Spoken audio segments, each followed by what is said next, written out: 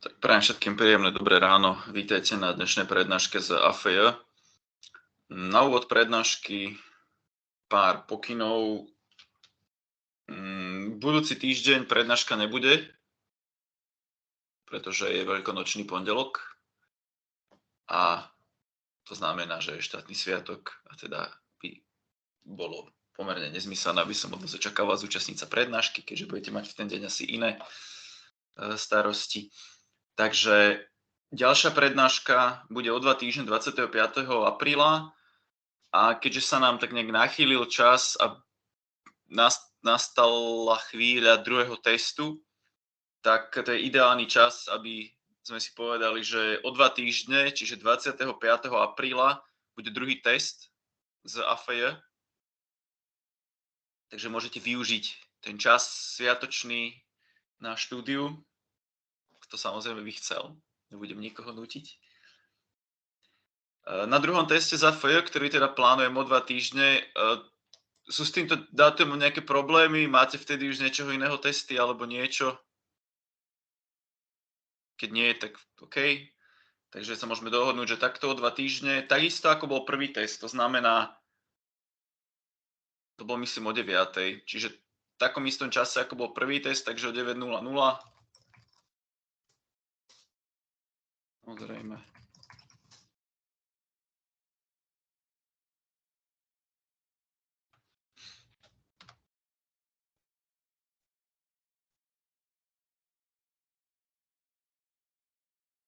Áno, o 9:00 to bolo, takže to bude dňa 25. apríla sa uskutoční druhý test predmetu AFJ. Podobne ako prvý test bude za 20 bodov, podobne ako prvý test to bude robené cez ICE. Akurát, že náplňou toho testu bude problematika odprednášaná, odcvičená od prvého testu po dnešok vrátane. To znamená bezkontextové gramatiky, derivačné stromy, konverzia na redukovanú gramatiku, množiny first follow, zásobníkové automaty a to, čo bude na prednáška na cvičení dnes, to znamená tzv. Lexikálny analyzátor. Takže to, čo bolo na prvom teste, nebudú tam priamo otázky na konečný automat, ale tým, že konečné automaty a regulárne výrazy sa vyskytujú v lexikálnom analyzátore, tak nejak implicitne sú tam zahrnuté. Čiže sa predpokladá, že to, čo bolo na prvom teste, že to ovládate, že ste to ešte nezabudli. Takže ako náplňou testu bude problematika odprednášaná od prvého testu, ale tým, že tento predmet je tak vystavaný, že to na seba všetko nadväzuje a tie techniky sa tam používajú, tak nejak implicitne sú automaty a regulárne výrazy zahrnuté aj v lexikálnom analyzátore. Takže nemôžem povedať, že by automaty a regulárne výrazy na druhom teste neboli. Len pre upozornenie. Takže asi toľko na úvod. O 2 týždne teda bude druhý test za AFJ. Ja potom oznám aj závesím zase na stránku predmetu, aby tam niekde svietil. Takže to tu na záznam, aby tí, čo tu ešte nie sú, aby to vedeli, tak to ešte možno zopakujeme aj potom na začiatku cvičenia. OK, takže náplňou dnešnej prednášky je lexikálna analýza a nástroj Flex. Dodnes sme sa vlastne bavili tu na AFJ, dá sa povedať, že sme si budovali taký základný pojmový aparát a bavili sme sa o nejakých takých základných konštrukciách z oblasti formálnych jazykov. Čiže sme začali, prvý týždeň sme sa bavili o nejakých gramatikách formálnych, potom sme sa bavili o konečných automatoch, potom sme sa bavili o regulárnych výrazoch a vzťahu medzi výrazmi a konečnými automatmi. Potom sme sa bavili o gramatikách bezkontextových, o zásobníkových automatoch. A od dnes sa vlastne budeme baviť už viac o tom, že ako sa s týmito všetkými konceptami reálne dá stretnúť pri spracovaní nejakých formálnych jazykov. Čiže po dnešok sme sa bavili o takých tých konceptoch teoreticky a od dnes sa o nich budeme baviť možno trošku viac prakticky, že v podstate sa budeme baviť o tom, že akým spôsobom sa to teda využíva pri riešení úloh, ktoré sú zamerané na spracovanie nejakých formálnych jazykov. A prvá časť nejakého nástroja, ktorý spracúva nejaký formálny jazyk, sa nazýva lexikálny analyzátor a teda ten dej, ktorý sa pri tom robí, sa volá lexikálna analýza. Takže dnes sa začneme baviť trochu neformálne o tom, že ako je zostrojený nejaký kompilátor, respektíve vo všeobecnosti, ako je zostrojený nejaký tzv. Jazykový procesor. Lebo keď sa bavíme o tých tzv. Formálnych jazykoch, tak sa vlastne bavíme o... Keď sa bavíme o formálnych jazykoch, tak je dobre si povedať, že akým spôsobom sa takéto formálne jazyky vôbec dajú strojovo spracovať. Pretože ono je pekné, keď ja si vymyslím nejaký formálny jazyk, že si napríklad vymyslím nejaký jazyk, ktorý sa používa na programovanie, čiže nejaký programovací jazyk, alebo nejaký značkovací jazyk, alebo čokoľvek, ale nie je ako dobré ho len navrhnúť, ale je dobré ho aj vedieť nejak strojovo spracovať, lebo za tým účelom bol ten jazyk navrhnutý. No a vlastne akékoľvek strojové spracovanie nejakého formálneho jazyka má na starosti tzv. Jazykový procesor. A jazykový procesor je teda, dá sa povedať, že to je nejaký software alebo nejaký nástroj, ktorého úlohou je spracovať počítačový jazyk. A keď sa bavíme o nejakom spracovaní počítačového jazyka, tak práve sa bavíme o tom, že akým spôsobom počítač alebo teda nejaké výpočtové zariadenie zoberie ten zdrojový nejaký dokument alebo niečo zapísané v tom zdrojovom formálnom jazyku a akým spôsobom to vie spracovať. A to spracovanie akéhokoľvek formálneho jazyka vlastne sa dá rozdeliť do nejakých dvoch základných kategórií. Prvá kategória je tá, že nejaký dokument v počítači, ktorý je napísaný v tom nejakom zdrojovom jazyku, formálnom, sa transformuje do ekvivalentného dokumentu v inom cieľovom jazyku. Najlepšie možno približenie, čo toto znamená. Predstavte si, že máte nejaký programovací jazyk, napríklad jazyk C, a predstavte si, čo robí kompilátor. Kompilátor zoberie nejaký program v jazyku C a preloží ho do nejakého iného jazyka, štandardne to býva strojový jazyk orientovaný na nejakú platformu. Čiže vlastne kompilácia znamená, že mám nejaký kód, ktorý je napísaný v jazyku C, čiže hociaký kód, o ktorom si myslíme, že je napísaný v jazyku C. Nejakú takúto prkotinu.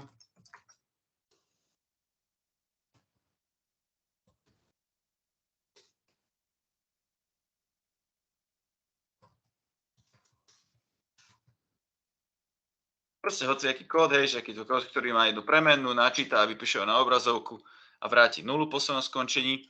Ale v princípe toto tu je nejaký textový dokument. Keď som to proste písal v Notepade a je tu textový dokument, ktorý je zároveň nejaký reťazec symbolov a celé to by malo predstavovať nejaký kód v jazyku C. Čiže je to celé nejaký zdrojový dokument napísaný v nejakom zdrojovom jazyku. V tomto prípade by to mal byť jazyk C.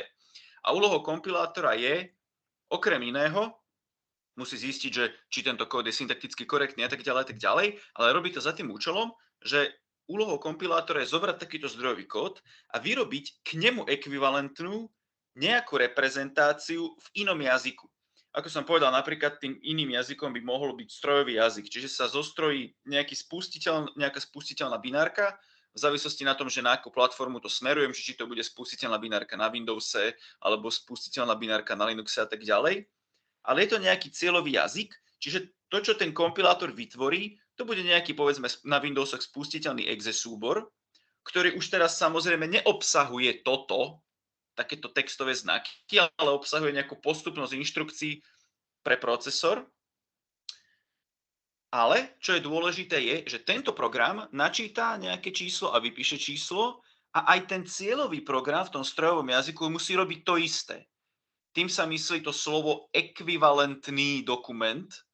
To znamená, že musí zostať zachovaný presne ten význam. Že ja keď mám, povedzme, nejaký počítačový program, ktorý robí niečo a chcem ho preložiť do iného jazyka, no tak aj ten preklad by mal obsahovať presne to isté, len je to zapísané v inom jazyku. Čiže toto je akoby prvý typ úlohy, že jazykový procesor robí to, že konvertuje nejaký kód alebo doslova nejaký zápis niečoho v nejakom programovacom jazyku do zápisu semanticky toho istého, čiže s tým istým významom, ale v inom cieľovom jazyku. Na štandardný príklad je napríklad teda, čo robí kompilátor. Keby sme sa bavili o tomto procese, že by sme hľadali nejakú paralelu v ľudskom svete, tak paralela tohto sú v podstate prekladatelia. Že vy máte nejaký dokument napísaný, povedzme, v slovenskom jazyku a úlohou prekladateľa je napísať dokument s tým istým obsahom, s tým istým významom, ale povedzme v anglickom jazyku.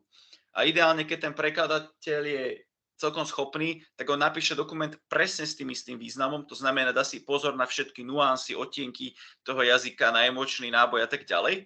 Ale v princípe ide o to zobrať dokument v nejakom jazyku a napísať k nemu totálne ekvivalentný dokument v inom jazyku, ktorý je potom pripravený na nejaké neskôršie spracovanie. Hej, ako napríklad, keď sa urobí zase v počítačoch kompilácia, tak dostanete nejaký, povedzme, spustiteľný binárny súbor a ten potom viem neskôr spustiť na tom počítači.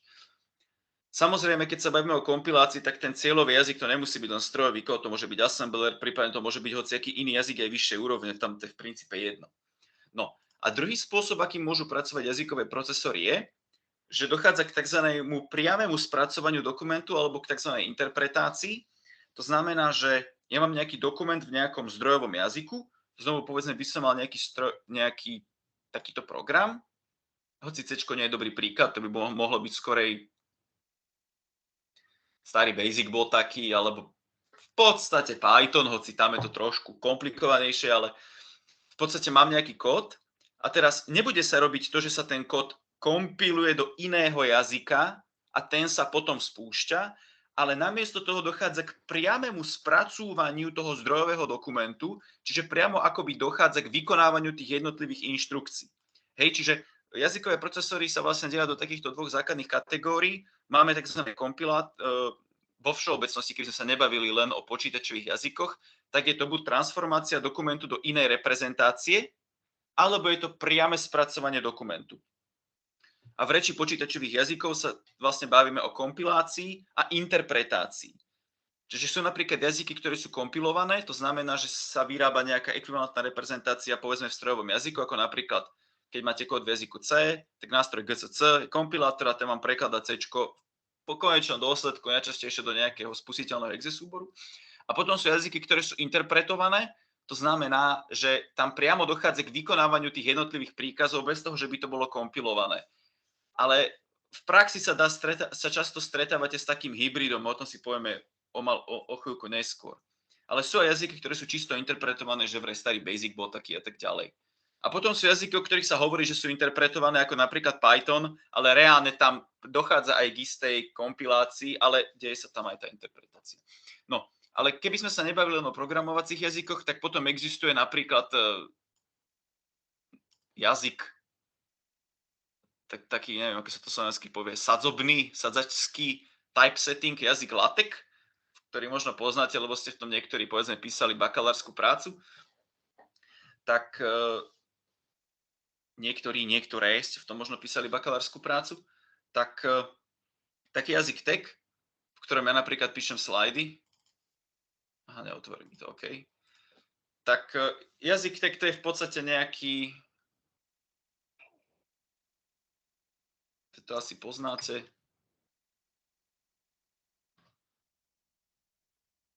že text vyzerá nejak takto, hej, že to ako v princípe je to tiež nejaký textový súbor, ale to, čo on popisuje, to sú nejaké sadzačské inštrukcie, že ako by mal vyzerať ten výsledok, čiže zostroj nejaký slajd prednášky, v ňom bude nejaký zoznam s nejakými jednotlivými tými bodmi, čiže jazykové procesory sa používajú v oblasti tvojich počítačových programov, to je v podstate nejaký bod, takýto bod a tak ďalej. Čiže čo chcem povedať?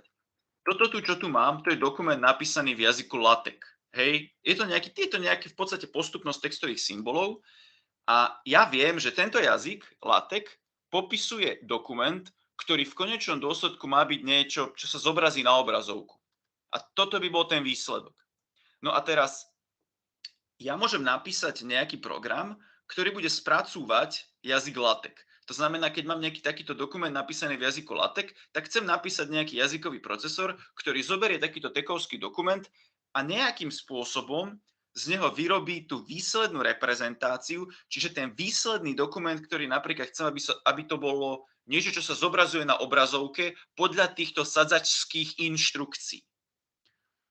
No a napríklad LaTeX sa často spracúva takými jazykovými procesormi, že ten jazykový procesor v prvom kroku rieši transformáciu tekovského dokumentu do nejakého iného formátu. Napríklad existuje nástroj, ktorý sa volá PDF LaTeX, čo je v podstate jazykový procesor, ktorý zoberie tekovský dokument, čiže dokument s takýmito značkami, ktorý zodpoveda syntaxi tekovských dokumentov a vyrobí priamo z neho nejaký PDF súbor, ako napríklad tento, ktorý používal na prednášanie. To znamená, že naozaj dôjde k tomu, že sa zoberie nejaký dokument v zdrojovom jazyku, v mojom prípade v jazyku LaTeX, čo je takáto postupnosť textových proste symbolov, a z nej sa vygeneruje dokument, ktorý je ekvivalentný, to znamená to, čo je tu popísané, že to má nejakú sekciu, tam je nejaký slajd a v tom slajde sú nejaké položky v nejakom zozname a tie položky v sebe obsahujú takéto texty, potom napríklad slovo transformácia je tam písané italikom, sloven spojený jazykový procesor je tam písané tučným písmom, boldom, tak jeho ekvivalentná reprezentácia je nejaký PDF dokument, v ktorom mám tie slajdy, mám tam tie sekcie, mám tam tie texty písané tučným písmom, šikmým písmom a tak ďalej. Čiže naozaj dojde ku konverzii dokumentu z nejakého formátu, v tomto prípade sadzačského jazyku LaTeX, do nejakého cieľového formátu, v tomto prípade formátu PDF. Ale je jasné, že tie dokumenty čo do obsahu, respektíve skôr lepšie povedané, čo do formy, sú rôzne. Lebo zatiaľ, čo tekovský dokument je v podstate postupnosť nejakých textových znakov, tak PDF dokument, keby ste si otvorili v nejakom hexadecimálnom editore, tak to ani zďaleka nie je proste textový dokument, to už sú nejaké bajty, ktoré niečo znamenajú. Ale čo chcem povedať je to, že teda nejaký jazykový procesor, ktorý by spracúval formálny jazyk LaTeX, čo je nejaký formálny jazyk pre popis sadzačského sadzby nejakého dokumentu, tak takýto jazyk LaTeX viem spracovať takýmto jazykovým procesorom a prvá časť, povedzme, toho jazykového procesora by sa zaoberala tým, alebo vlastne celý ten procesor by bol o tom, že zoberie ten dokument vo formáte LaTeX a preloží ho, povedzme, do toho formátu PDF. A potom môže mať nejaký iný nástroj, ktorý bude jazykový procesor, ktorý sa správa ako interpreter, ktorý zase bude robiť to, že bude mať nejaký iný nástroj, ktorý spracúva PDF súbory a zobrazuje ich na obrazovku. Čiže zoberie nejaké PDF-ko a interpretuje ho, čo ho vykonáva v úvodzovkách, ako napríklad nejaké PDF zobrazovače, ako ja používam napríklad Sumatru. Neviem síce, ako to tam presne beží na pozadí, ale v princípe ona môže robiť to, že zoberie ten PDF dokument a priamo podľa toho, čo je v tom PDF dokumente, podľa obsahu toho dokumentu, podľa tých bajtov, tak zobrazuje ten dokument na obrazovku. Čiže dá sa povedať, že ho nejakým spôsobom interpretuje. Takže ako jazykové procesory sú v podstate počítačové programy, ktorých úlohou je strojovo spracovať nejaký dokument, ktorý je napísaný v nejakom formálnom jazyku. No a keď sa bavíme o kompilátoroch, čo je teda tá oblasť, ktorou tento predmet nemá byť presne o tom, že čo robí kompilátor, ale ja sa to snažím používať na demonštráciu toho, že ako sa spracúva nejaký formálny jazyk. Tak kompilátory, teda keby sme sa držali takéhoto nejakého delenia, tak transformácia zápisu v nejakom programe do iného jazyka, tak to robia doslova kompilátory, alebo teda prekladače, a potom sú interpretátory, ktoré priamo vykonávajú interpretáciu toho programu zapísaného v tom jazyku. A znovu, keby som sa vrátil k nejakému porovnaniu s ľudskou rečou, tak kompilátor zoberie dokument v nejakom jazyku a vyrobí ekvivalentnú reprezentáciu v inom jazyku, napríklad v strojovom kóde, a ten výsledok, ten kód v tom strojovom kóde, čiže nejaká spustiteľná binárka, tak to môžem neskôr zobrať a spustiť ju a dojde proste k vykonávaniu toho kódu. Tak ako som povedal, v ľudskej reči by ten nejaký ekvivalent boli ľudia, čo robia preklady, a ekvivalent interpretátora alebo interpretera v ľudskej reči by bol tlmočník, lebo to je človek, ktorý rovno tlmočí to, čo počuje v nejakej reči. To znamená, že ako by to priamo v úvodzovkách vykonáva, hej, že keď máte nejakého tlmočníka, tak on priamo tlmočí to, čo hovorí prvá strana tej druhej, čiže vy tú informáciu v tom cieľovom jazyku získavate akoby hneď. Že hneď počujete v svojom jazyku to, čo hovorí niekto iný a je pri tom tlmočený. Takže ako to je taká veľmi hrubá, tak z hmly povedaná analogia. No, v praxi sa často stretávame s tým, že sú jazyky, ktoré sú teda naozaj kompilované do nejakého stroja, napríklad strojového jazyka, ako napríklad jazyk C alebo C++, A potom sú jazyky, ktoré sú takým hybridným spôsobom spracované, že je tam aj kompilovaná časť, aj interpretovaná časť. Napríklad jazyk Java má tú vlastnosť, že keď máte kód v jazyku Java, tak ak sa nemýlim, tak v prvej fáze, keď sa spúšťa nejaký javovský kód, tak dochádza k jeho prekladu do toho tzv. Bytecódu, čo je nejaký proste formálny jazyk, ktorý popisuje, nie je to strojový jazyk, ale popisuje inštrukcie nejakého virtuálneho stroja, v tomto prípade konkrétne tej virtuálnej javovskej mašiny. Čiže jazyk Java, keď sa spúšťa nejaký javovský kód, tak v prvom kroku sa prekladajú javovské zdrojaky do toho javovského bytecódu a v druhom kroku sa zoberie ten javovský bytecode, čo je nejaká postupnosť inštrukcií pre nejakú javovskú mašinu a následne sa ten bytecode interpretuje, čiže dochádza priamo k vykonávaniu tých inštrukcií, ktoré sú tam predpísané pre tú javovskú mašinu. Totižto tá javovská virtuálna mašina, to je virtuálny stroj, že to nie sú inštrukcie pre fyzický procesor. Preto tam je trošku rozdiel medzi povedzme jazykmi, ktoré sú kompilované, kde priamo ten strojový kód, to sú inštrukcie pre nejakú konkrétnu platformu, kdežto jazyky, ktoré používajú takýto hybridný prístup, tak nedochádza ku kompilácii priamo do na nejakú konkrétnu platformu, ale do nejakého virtuálneho jazyka. Myslím, že aj dotnetové jazyky sú takýmto spôsobom riešené, že sa prekladá zdrojak do toho nejakého CIL, alebo ako sa to, alebo CLI, Common Language Interface. Neviem, nie som na to úplne odborník, tak nechcem zase kecať kraviny. Ale je to proste nejaká postupnosť inštrukcií pre nejaký virtuálny stroj a následne tá postupnosť tých virtuálnych inštrukcií, respektíve inštrukcií pre virtuálny stroj, je vykonávaná nejakým fyzickým strojom, aby sme videli ten výsledok. A to vykonávanie sa napríklad deje takouto interpretáciou. Čiže takéto nejaké prístupy vieme nachádzať v reálnom počítačovom spracovaní nejakých formálnych jazykov.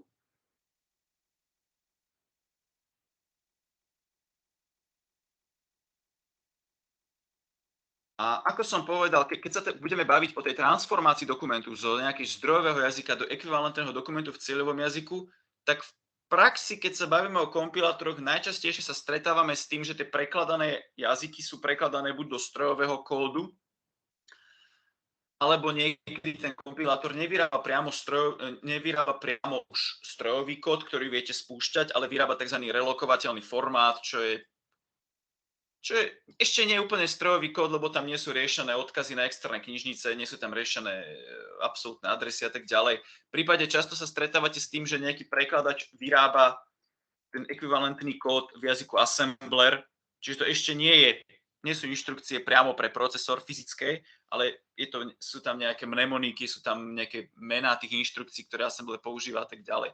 Ale tam len chcem povedať to, že vlastne robiť preklad nejakého formálneho jazyka môžeme robiť v podstate pre hociaký cieľový jazyk. Totižto každý preklad nejakého programu napísanom v nejakom počítačovom jazyku, alebo teda v nejakom formálnom jazyku, prebieha zhruba následovným spôsobom. Teraz si teda povieme, že akým spôsobom sa strojovo najčastejšie spracúvajú formálne jazyky.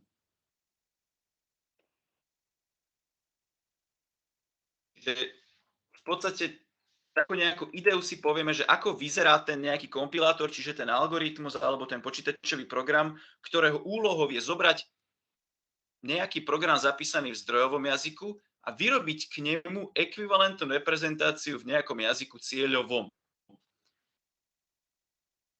Čiže niečo, čo sa napríklad deje pri preklade C na strojový kód. Ale v princípe toto, čo si povieme, toto sa môže diať pri spracovaní hociakého formálneho jazyka. To nemusí byť len programovací jazyk. Lebo tieto kroky sú také pomerne všeobecné. A budeme to robiť rovno na príklade. A tu ešte sa zastavím a poviem to, že to, čo sme sa doteraz učili, to, čo sme sa doteraz rozprávali, že čo robí gramatika, čo je gramatika, čo je to bezkontextová gramatika, čo je to regulárna gramatika, že ja mám nejaké pravidlá, kde sú nejaké terminály, neterminály a tak ďalej. Tak my sme sa o tom bavili vlastne s tým účelom, že pomocou týchto bezkontextových gramatík sa popisuje tá tzv. Syntax tých formálnych jazykov, to znamená, popisuje sa pomocou nej, akým spôsobom sa vytvárajú platné reťazce v tom nejakom formálnom jazyku. Čiže napríklad v programovacích jazykoch sa pomocou bezkontextových gramatík popisuje ich syntax.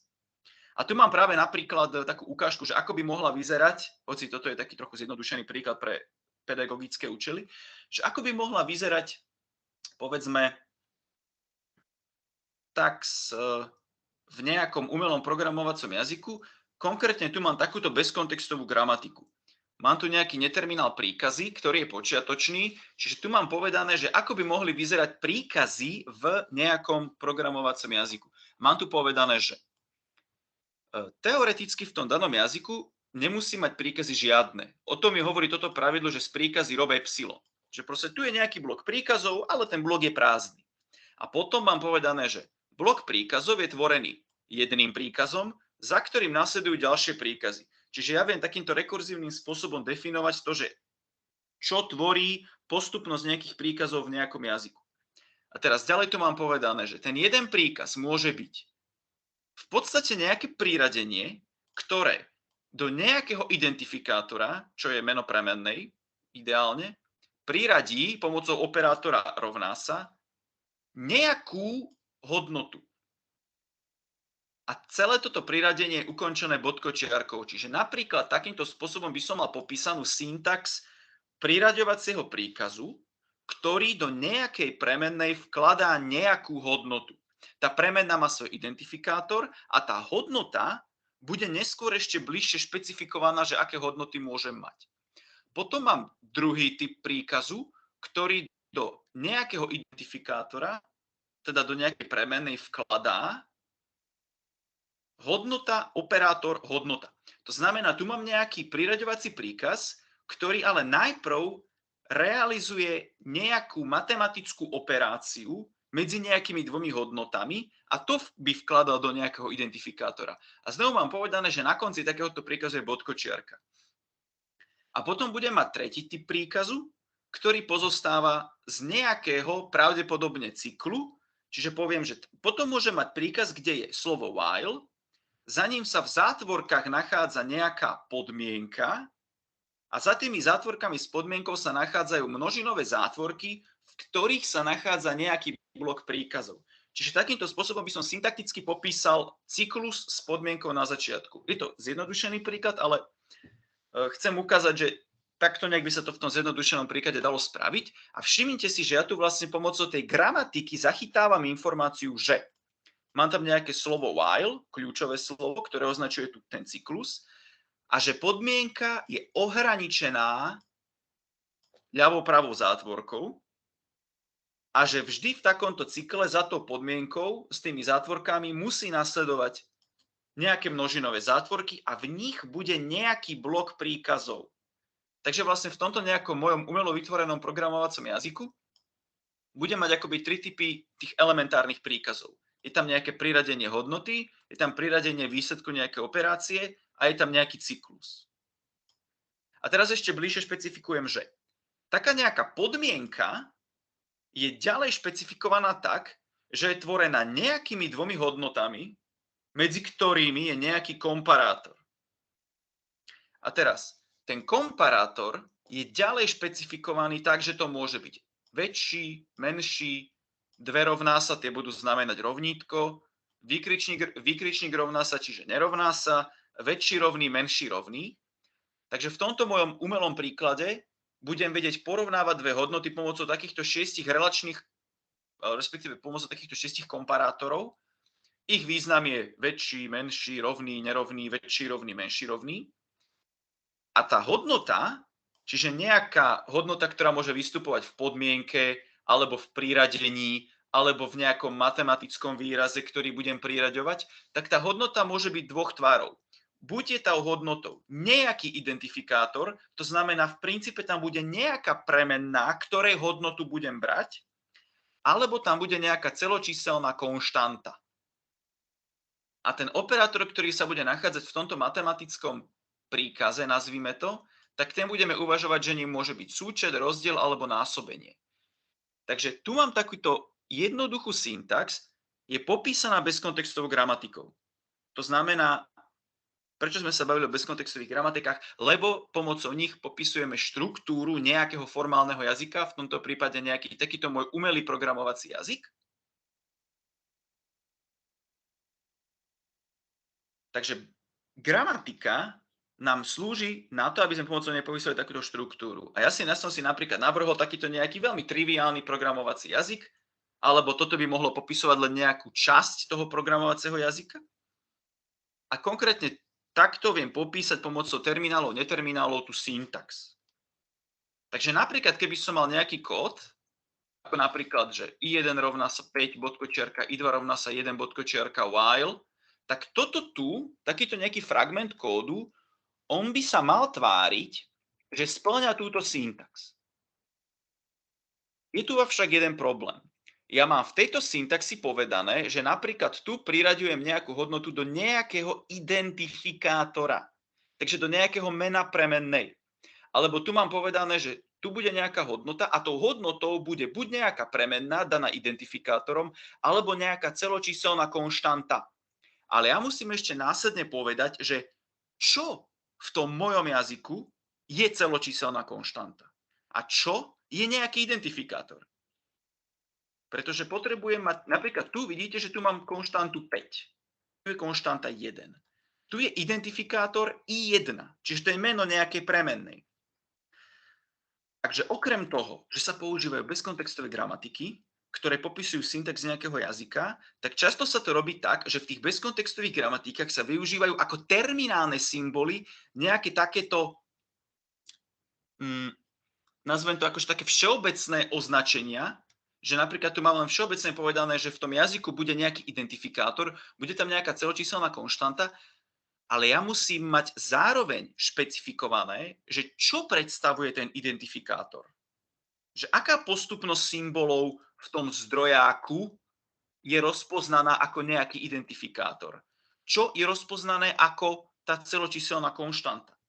A práve za týmto účelom sa vlastne tieto tzv. Terminálne symboly tej gramatiky ešte popisujú, že čo všetko v tom mojom zdrojáku vlastne dokážem chápať ako nejaký identifikátor, ako nejakú celočíselnú konštantu a tak ďalej. A to sa práve robí napríklad pomocou regulárnych výrazov. Takže mám gramatiku, ktorá popisuje syntax nejakého jazyka a tá gramatika, tým, že je to gramatika, tak používa neterminálne symboly a terminálne symboly, ale na popis toho, čo všetko reprezentuje ten terminálny symbol, sa používajú zase regulárne výrazy. To je druhý koncept, o ktorom sme sa tu bavili na tomto predmete. A keby som to zovšeobecnil, tak každá gramatika, ktorá popisuje nejaký programovací jazyk, obsahuje tzv. Popis lexikálnych elementov. To sú práve terminály gramatiky. Čiže keď mám nejakú gramatiku, ktorá popisuje syntax nejakého programovacieho jazyka, tak jej terminály sa často nazývajú, že to sú tzv. Lexikálne elementy. A súčasťou každého popisu syntaxe musí byť popis toho, čo predstavujú tie lexikálne elementy. Napríklad tu mám operátor priradenia. Tak ja musím povedať, že takýto operátor priradenia v tom zdrojáku je reprezentovaný textovým symbolom rovná sa. Že tu mám nejaký terminálny symbol ľavá zátvorka, tak ja musím povedať, že v tom nejakom konkrétnom zdrojáku textový symbol ľavá zátvorka predstavuje ten lexikálny element ľavá zátvorka. Hej? Čiže keď sa bavím o tej gramatike, tak ja mám terminálne symboly a v praxi ja hovorím, že každý terminálny symbol, že akým tým textovým charakterom v tom zdrojaku je reprezentovaný, alebo v prípade, že mám napríklad lexému ID, čiže terminálny symbol, ktorý v tej gramatike predstavuje nejaký identifikátor, tak v praxi sa povie, že čo predstavuje ten terminálny symbol ID. A napríklad ja si poviem, že v mojom prípade, v takomto nejakom mnou vytvorenom programovacom jazyku, ten terminálny element ID bude predstavovať identifikátor a všetko, čo v tom mojom kóde spĺňa tento regulárny výraz, bude rozpoznané ako ten identifikátor. Lebo napríklad ja si poviem, že v tom mojom kóde identifikátor bude postupnosť malých písmen anglické abecedy, veľkých písmen anglické abecedy a číslic, ktorá začína písmenným znakom. Takže keby som si predstavil nejaký takýto regulárny výraz, čiže tu mám na začiatku malé a, malé b, malé c, malé d a tak ďalej, až veľké A, veľké B, veľké Z, čiže tu mám vlastne zjednotenie malých veľkých písmen, takže táto zatvorka predstavuje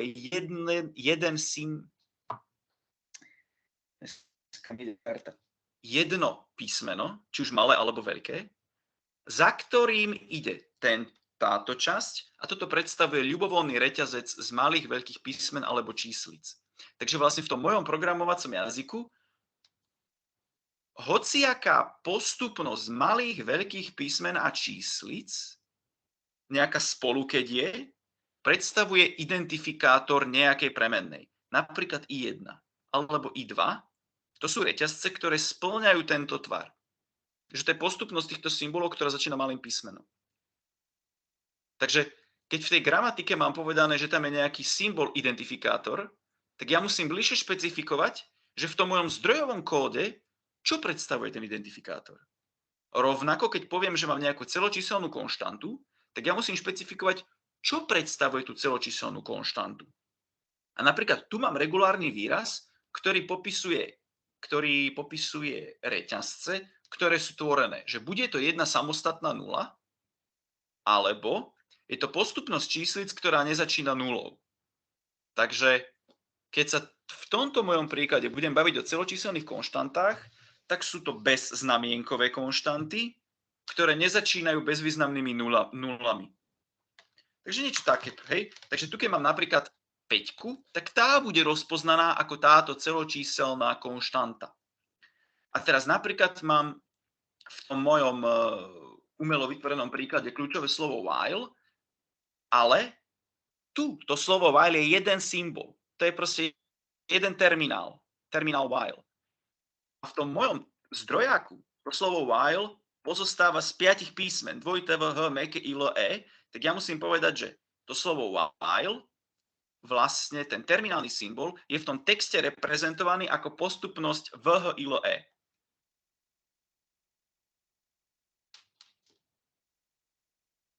Keď som zhrnul, tak v praxi sa stretnete s tým, že každý počítačový jazyk má svoju syntax. A tá syntax je štandardne popísaná pomocou nejakej bezkontextovej gramatiky, pričom v tej gramatike terminálne symboly sú ešte bližšie špecifikované štandardne pomocou napríklad regulárnych výrazov, kde sa vlastne povie, že čo všetko, aký ten textový reťazec v tom zdrojáku by mal byť vlastne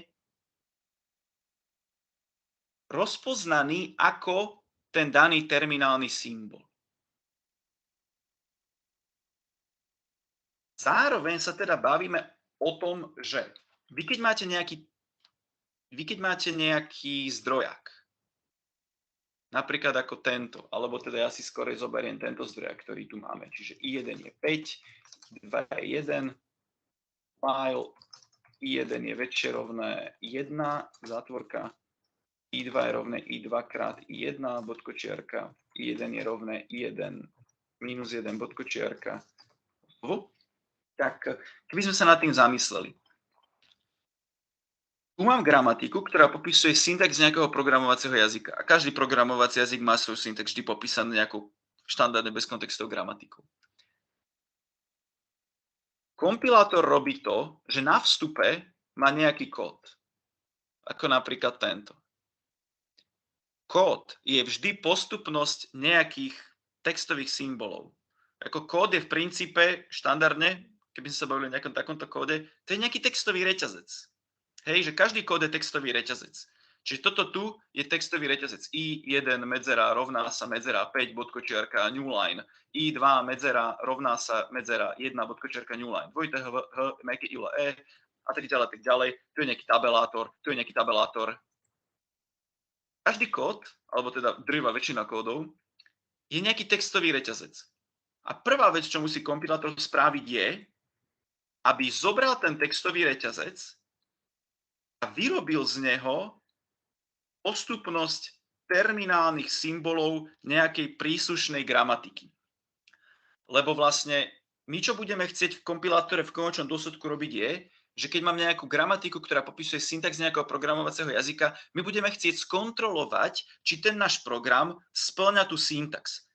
Ale na to, aby sme robili kontrolu, či nejaký kód spĺňa syntax toho daného programovacieho jazyka, tak my najprv potrebujeme mať postupnosť nejakých terminálnych symbolov tej gramatiky. Pretože to, že či nejaký kód spĺňa syntax programovacieho jazyka, znamená, že či ja viem zobrať takýto program a či má v tejto gramatike deriváciu. Ale to zistím len tak, že najprv musím zobrať ten kód a vyrobiť z neho postupnosť tých terminálnych symbolov. Čiže ja napríklad musím zistiť, že v tomto kóde, kde sú identifikátory, kde je kľúčové slovo while, lebo toto je reťazec while, ale ja potrebujem vedieť, že tu je zároveň akoby to kľúčové slovo, ten terminálny symbol while. No a tento proces, keď sa zoberie zdrojový kód, ktorý predstavuje nejaký reťazec, napríklad textový, a v tomto textovom reťazci sa rozpoznávajú tie jednotlivé terminálne symboly tej gramatiky, ktorá popisuje syntax jazyka, tak tento proces sa práve nazýva, že to je tzv. Lexikálna analýza. Takže mi trvalo 45 minút, aby som sa dostal na 5. slide a povedal, že čo je to lexikálna analýza. Lexikálna analýza je súčasť kompilátora, ktorá robí to, že ako prvá spracúva ten zdrojový kód, ktorý je tvorený v podstate vždy postupnosťou nejakých symbolov, alebo v prípade, že máte nejaký programovací jazyk, štandardne vždy je nejaký textový reťazec, ten kód, a zoberie ten kód, nejaký textový reťazec a vyrába z neho postupnosť terminálnych symbolov nejakej tej gramatiky, ktorá popisuje ten programovací jazyk. A aby ten lexikálny analyzátor vedel povedať, že čo v tom textovom súbore, čo v tom zdrojáku je celočíselná konštanta, čo v tom zdrojáku je identifikátor, čo v tom zdrojáku je kľúčové slovo while, čo v tom zdrojáku predstavuje priradenie, operátor väčší, operátor menší, operátor väčší rovný, menší rovný, tak na to práve slúži takýto popis tých terminálnych symbolov pomocou nejakých regulárnych výrazov. Pretože regulárny výraz je ideálny spôsob, ako viem popísať, že napríklad celočíselná konštanta je postupnosť číslic, ktorá nezačína nulou, alebo jedna samostatná nula. Lebo čo je celočíselná konštanta, to je v princípe ľubovoľný reťazec, ktorý toto spĺňa. Čiže mám akoby nekonečnú množinu, ale ja ju popíšem nejakým konečným zápisom, v tomto prípade regexom. Takže napríklad, keby sa zobral takýto reťazec, tak prvé, čo by lexikálny analyzátor robil je, že by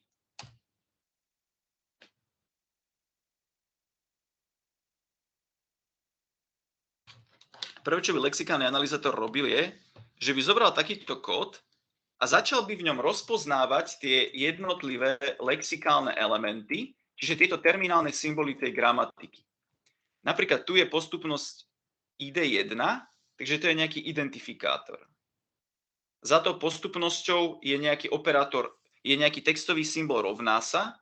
To znamená, že ten lexikálny analyzátor by na tomto mieste rozpoznal ten terminálny symbol rovná sa. A teraz ďalej je tu nejaká celočíselná konštanta 5. Tak on by tu rozpoznal, že tu je nejaká celočíselná konštanta, čiže je to const int.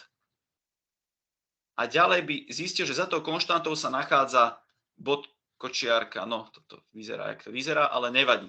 Ale v princípe ide o to, že tá prvá úloha, ktorú ten lexikálny analyzátor by mal, je, že ako som povedal, zoberie ten zdrojak a postupne ho delí na postupnosť tých terminálnych symbolov, ktoré v tej gramatike sú.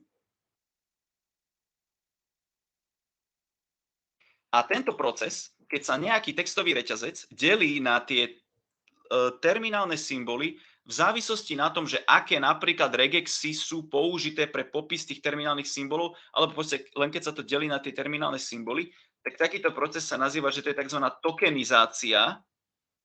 Čiže tzv. Tokenizácia reťazca, keď dochádza k prepisu nejakého textového súboru na postupnosť nejakých lexikálnych elementov, respektíve terminálov tej gramatiky.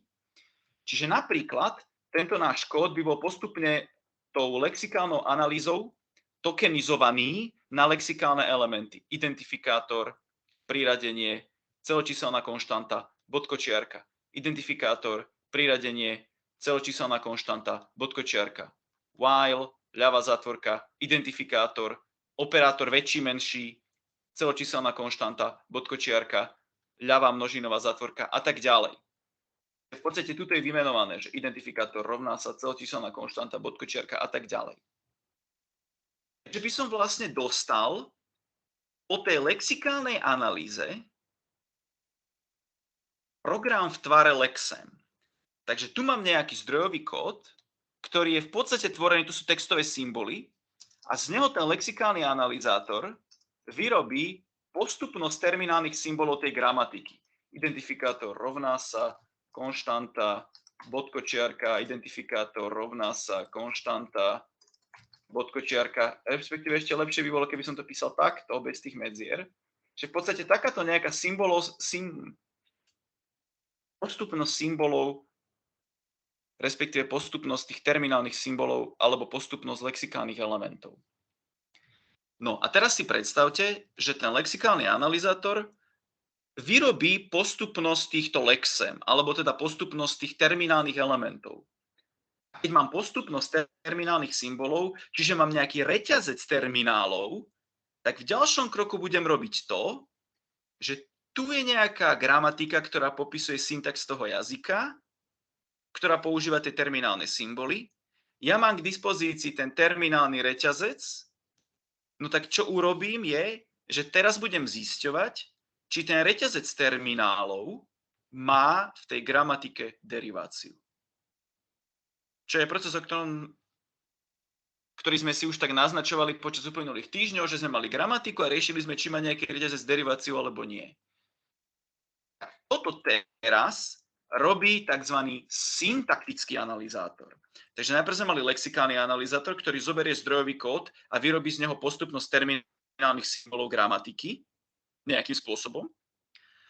Ďalšou súčasťou kompilátora je tzv. Syntaktický analyzátor, ktorý robí to, že zoberie tú postupnosť tých terminálnych symbolov, čiže z tohto kódu I1 rovná sa 5 bodkočiarka a tak ďalej, sa vyrobila postupnosť terminálov ID rovná sa const int bodkočiarka, ID rovná sa const int bodkočiarka, while, zátvorka ID, väčší rovný const int a tak ďalej. Takže tých symbolov, ktoré sú tu označené boldom. A v ďalšom kroku syntaktický analyzátor bude zisťovať, či tá postupnosť terminálov má v tej gramatike deriváciu. Keď ju nemá, tak to znamená, že tá moja postupnosť nejakým spôsobom je zlá. Obsahuje nejakú syntaktickú chybu.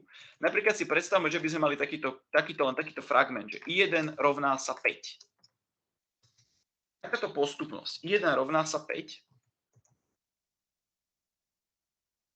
by bola vlastne, keby sme mali takýto kód I1 rovná sa 5, tak ten lexikálny analyzátor by povedal, samozrejme I1, tak ten lexikálny analyzátor by povedal, že tu je nejaký identifikátor, tu je operátor rovná sa, tu je celočíselná konštanta. Tu by mohlo byť kľudne, že 500, hej? A on proste celé to číslo 500 rozpozná ako celočíselná konštanta. A teraz to urobil lexikálny analyzátor. A teraz v ďalšom kroku mám postupnosť terminálov ID rovná sa const int. A syntaktický analyzátor rieši otázku, či v tejto gramatike z počiatočného neterminálu príkazy je možné odvodiť túto postupnosť terminálnych symbolov. Lebo ak áno, potom ten pôvodný program spĺňa tú syntax a je syntakticky korektný. Ak nie, potom nie je syntakticky korektný. A napríklad v tejto gramatike, aby som odvodil reťazec ID rovná sa const int, tak keby sme sa dívali na to, že ako tá gramatika vyzerá, tak v prvom kroku z toho neterminálu príkazy by sme museli vedieť odvodiť postupnosť príkazy.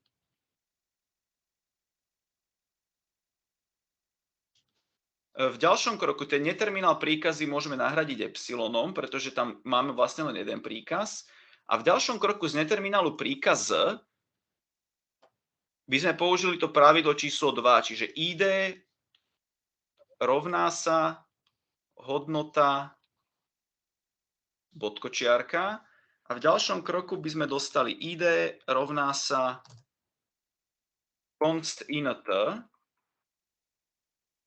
bodkočiarka. Takže v tej našej gramatike z neterminálu príkazy vieme odvodiť reťazec ID rovná sa const int bodkočiarka. Ale ten náš zdroják, ktorý sme mu dali na spracovanie, bol taký, že lexikálny analyzátor v ňom rozpoznal lexémy ID rovná sa celočíselná konštanta, ale aby takýto reťazec mal deriváciu v tej gramatike, tu by ešte mala byť na konci bodkočiarka. Ale ona v tom našom kóde nebola. To znamená, tu by napríklad syntaktický analyzátor ako algoritmus, ktorý zisťuje, či ten náš reťazec má deriváciu, povedal, že tento reťazec ID rovná sa const int, ktorý dostal od lexikálneho analyzátora, tak tento reťazec nemá v tej gramatike deriváciu. To znamená, že niekde v tom zdrojaku musí byť chyba. A napríklad tá chyba naozaj bola tá, že tento príkaz nekončil bodkočiarkou. Takže toto robí syntaktický analyzátor. Zisťuje, či tá postupnosť tých terminálnych symbolov má alebo nemá deriváciu. Keď ju nemá, no tak to automaticky znamená, že ten vstup nebol syntakticky korektný. Keď ju má, v takom prípade ten zdrojový kód, to je tento, keď sa tvárim, že to je postupnosť lexikálnych elementov, čiže terminálnych symbolov, to je toto, má deriváciu a keď má niečo deriváciu, tak v tej gramatike vieme zostrojiť derivačný strom. A napríklad ten náš zdrojový kód, ktorý sme mali, to I1 rovná sa 5 bodkočiarka, I2 rovná sa a tak ďalej, keď si ho predstavím ako tú postupnosť tých terminálov, čiže ID rovná sa const int bodkočiarka, ID rovná sa const int bodkočiarka, while ID väčšie rovné zatvorka a tak ďalej, má takýto derivačný strom v tej gramatike. Toto by tiež vyrobil ten tzv. Syntaktický analyzátor, že on zisťuje, či to má deriváciu a keď ju má, tak zostrojí takýto derivačný strom. Takže potiaľto sme sa bavili o fáze kompilátora, ktorá zisťuje, či ten náš kód je syntakticky korektný. Či spĺňa tú syntax. A teraz prichádza druhá otázka, že prečo sa vôbec syntax popisuje pomocou takýchto gramatík a ako sa tie gramatiky konštruujú?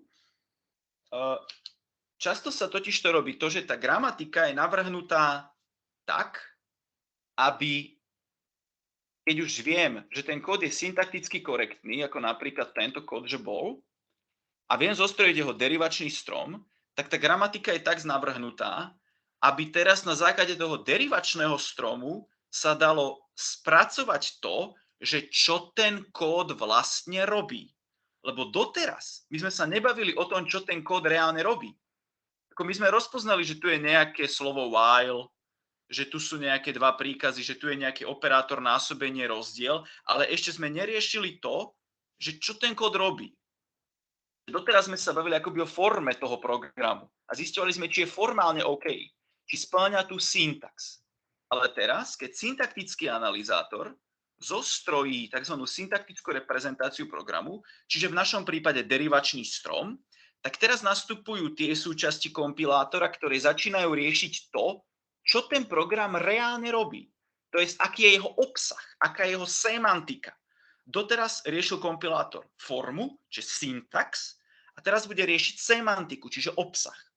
Napríklad, že tu mám program, v ktorom najprv do nejakej premennej vložím 5, do druhej premennej vložím 1 a potom v cykle, kým tá prvá premenná je väčšia alebo rovná ako 1, tak do druhej premennej vložím jej obsah vynásobený prvou premennou a od prvej premennej odčítam 1 a toto opakujem.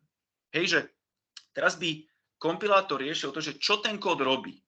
Lebo, ako sme si na začiatku povedali, úloha kompilátora je spraviť to, že robí konverziu kódu v nejakom jazyku do ekvivalentného kódu v inom jazyku. A to, že do ekvivalentného znamená, že ja chcem v konečnom dôsledku vyrobiť program, ktorý robí toto isté. A že presne toto isté, len to bude robiť v nejakom inom jazyku. Napríklad v jazyku strojového kódu, alebo v jazyku assemblera. alebo neviem čo proste. Ale program, ktorý robí to isté. Tak ak chcem, na to, aby som vyrobil program, ktorý robí to isté, ja musím najprv zistiť, že čo to je toto isté.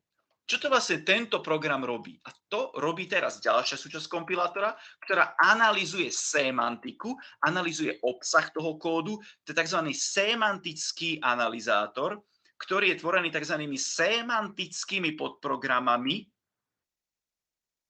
ktoré v podstate robia to, že teraz zoberú tento derivačný strom, dá sa povedať, alebo zoberú to, že ako vznikala derivácia toho kódu a na základe tých pravidiel tej gramatiky, čiže na základe toho, ako vyzerá ten derivačný strom, dokážu interpretovať tú semantiku. Teda to, čo ten program robí. Totižto, tento derivačný strom, keď sa na neho pozriete, tak on vyzerá nejakým spôsobom. A on vyzerá tak, ako vyzerá kvôli tomu, že tie pravidlá tej gramatiky boli také, aké boli. A napríklad, keď sa pozrieme na tento neterminál príkaz, ktorý má tu nejaké while, podmienka, príkazy, tak v tomto strome, neviem, či sa mi to podarí spracovať, v tomto strome vlastne, tu mám nejaký list, teda nie list, uzol, ktorého potomkovia sú toto.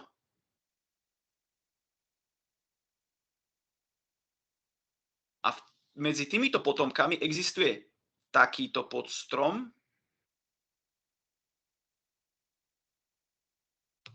a takýto podstrom.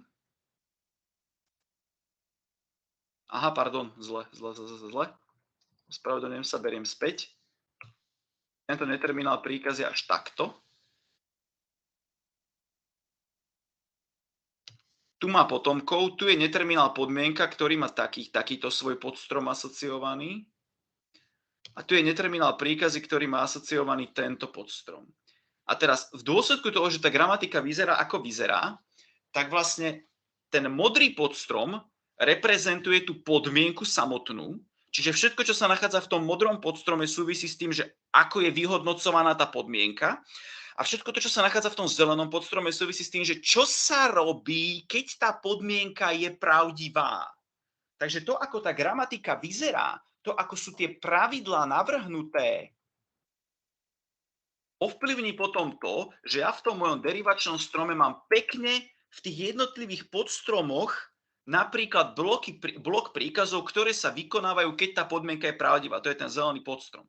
A na základe tohto práve ten semantický analyzátor, tie semantické podprogramy, čiže tá zložka kompilátora, ktorá analyzuje, čo ten kód robí, tak hneď má napríklad po ruke tú informáciu, že čo všetko sú príkazy, ktoré sa majú vykonávať, keď podmienka je splnená. Lebo toto už je informácia, ktorá hovorí o tom, čo ten kód robí, čiže o tej semantike. Tak preto vlastne ten syntaktický analyzátor vyrába ten derivačný strom, lebo v tom derivačnom strome už začína byť vidieť, ako sa ten program správa.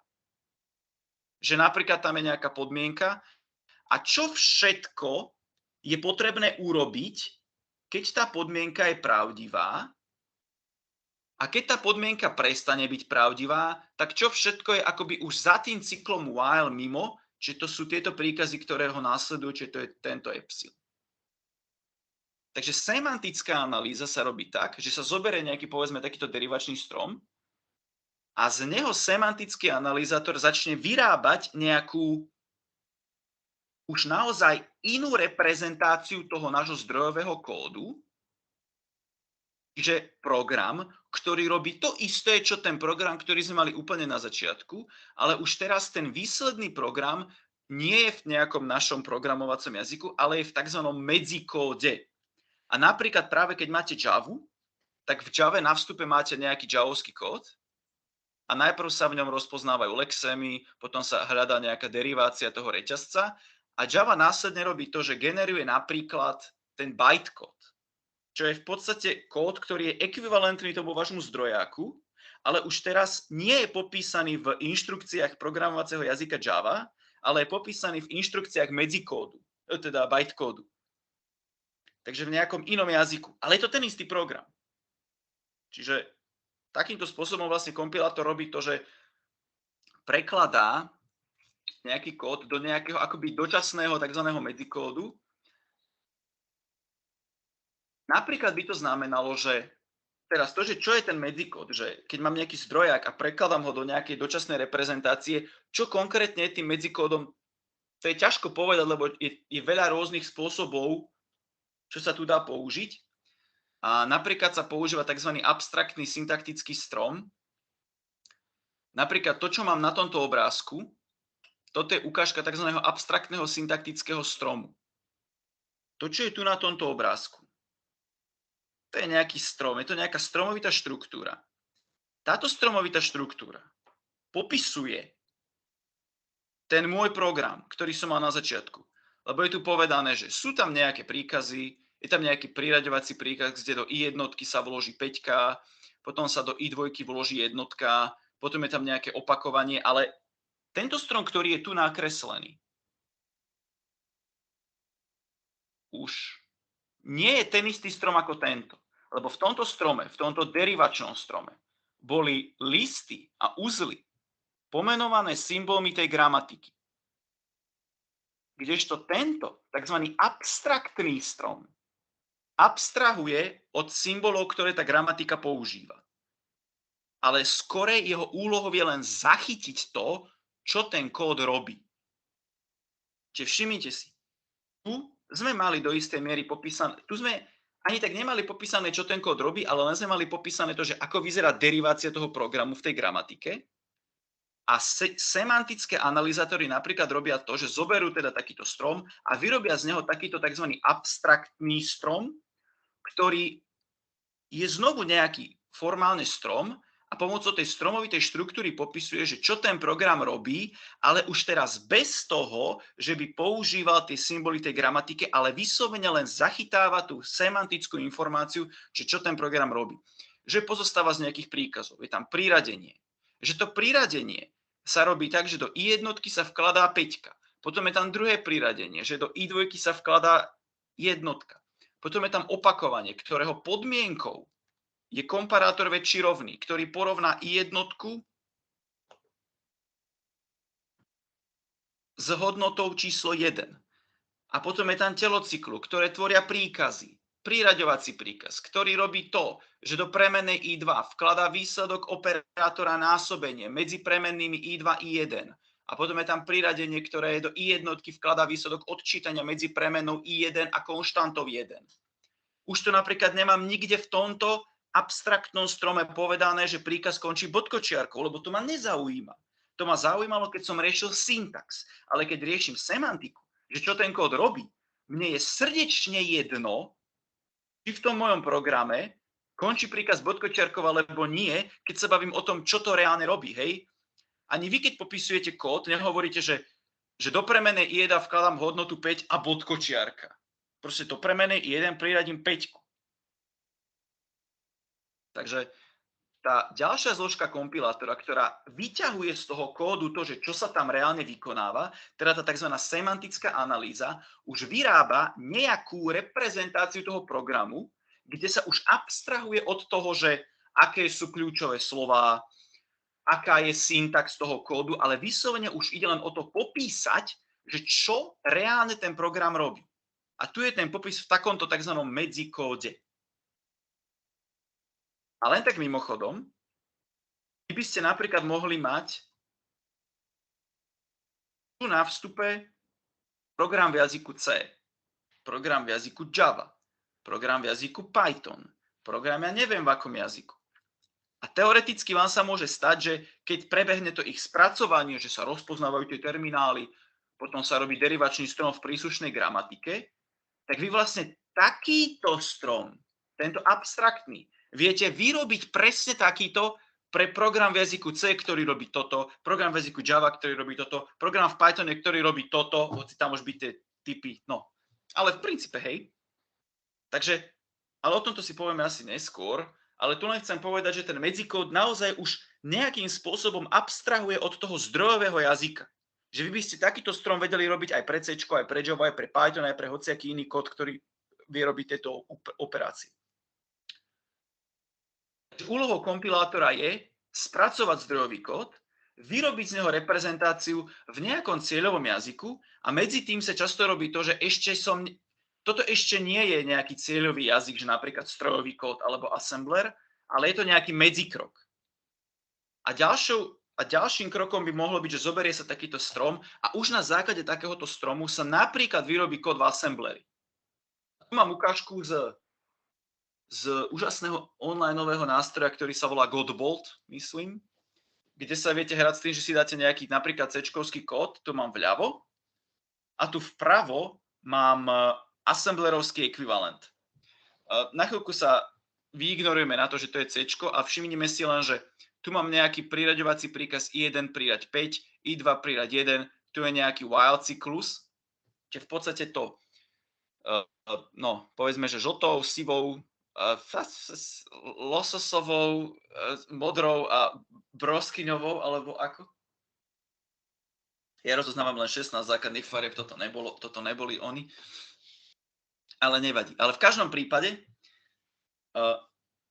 tu som mal nejaký kód, to I1 je 5, I2 je 1, potom nejaký cyklus. A postupne som ten môj kód, ktorý som mal tu, čo bol textový reťazec. Poprvé, lexikálny analyzátor. Z neho vyrobil postupnosť takýchto lexikálnych elementov. Po druhé, syntaktický analyzátor. Zistil, že táto postupnosť má deriváciu a tá derivácia má takýto derivačný strom. Po tretie, semantický analyzátor by z tohto derivačného stromu vyrobil takýto medzikód alebo nejakú takúto medzikódovú reprezentáciu. A na záver, keby moja úloha toho kompilátora bola zobrať ten kód a vyrobiť z neho assembler, tak by tam bol nejaký ďalší krok, ktorý by z tohto derivačného stromu vyrábal assembler a toto by bol vlastne ten výsledok, že vľavo je zdrojový kód a vpravo je ten istý kód v nejakom inom jazyku. A keby ten cieľový jazyk bol assembler, tak by to mohlo vyzerať takto. A naozaj ten kód, ktorý mám vpravo, on robí to isté, čo ten, čo je vľavo. Že v assembleri na riadku 4 mám v podstate to, že číslo 5 priraďujem do nejakej premennej. Akorát už v assembleri sa abstrahuje od toho, že tá premenná sa volala I1, ale v assembleri mám proste nejakú hodnotu na base pointer minus 4 a na túto adresu sa vkladá 5. Na riadku 5 vkladám jednotku na do nejakého iného registra alebo na nejakú inú adresu base pointer minus 8. To je ako byta I2. A teraz si všimnite, že na riadku 7 vlastne tam akoby začína assemblerovská verzia toho cyklu while. Lebo ten môj while cyklus by mal robiť toto, že otestuje, či v premennej I1 je číslo väčšie alebo rovné ako 1. Keď je, začne sa vykonávať telocyklu. Keď nie je, tak sa to telocyklu preskočí. Všimnite si, čo sa robí v tom assembleri. Vykoná sa porovnanie, to CMP, to je nejaký compare, a porovnáva sa hodnota na adrese RBP-4 s nulou. Na adrese RBP-4 by sa mala nachádzať napríklad tá naša 5 na začiatku, čo naozaj v tom našom kóde sa testuje, či 5 je väčšia rovná 1. Tu v assembleri sa otestuje, či tá hodnota je, že aká je v porovnaní s nulou. A keď tá hodnota je less or equal, čiže menšia alebo rovná ako tá nula, tak sa skáče na návestie L2 v assembleri. Čiže ja tu vlastne hovorím, že porovná sa nejaká hodnota s nulou a keď tá hodnota je menšia alebo rovná ako nula, tak sa skáče na návestie L2, čo je to isté ako v tom mojom kóde, že sa porovnáva i jednotka, že či je väčšia alebo rovná ako 1. Lebo ak i1 nie je väčšia alebo rovná ako 1, teda je to menšie alebo rovné ako 0, tak sa nevykonáva kód v tom cykle, ale ide sa rovno na ten return. Čo v assembleri je práve ten jump na návestie L2, lebo návestie L2 je od riadku 14. A medzi riadkami 9 až 13 je telo toho cyklu. Tento Godbolt nástroj robí práve to, že on vám farebne zvýrazňuje korešpondujúce kusy kódov, takže presne vidíte, že čo je čo. Hej, že napríklad tie riadky 9, 10, 11, to je assemblerovský zápis toho riadku I2 rovná sa I2 krát I1. A napríklad toto telo cyklu, na konci je tu skok na návestie L3.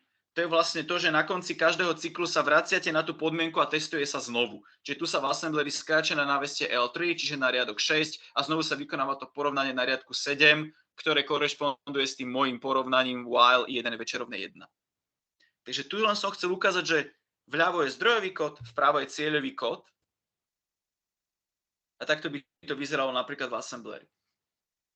A mimochodom ten kód, o ktorom sa tu celý čas bavíme,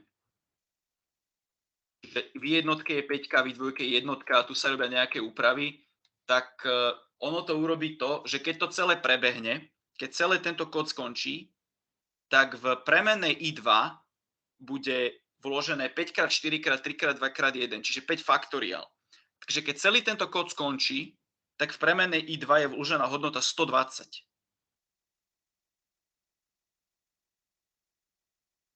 Keď napríklad, aby som mal takýto tečkovský kód, ktorý vlastne urobí len to, že v tomto returne, v tom príkazu return, keď sa vracia obsah premennej I2, v ktorom je hodnota 120, lebo ten kód je taký hlúpy, aký je, tak toto je už teraz trošku nad rámec, ale pravdepodobne tí, ktorí pracujete s kompilátorom GCC, tak poznáte optimalizačné prepínače O1, O2, O3.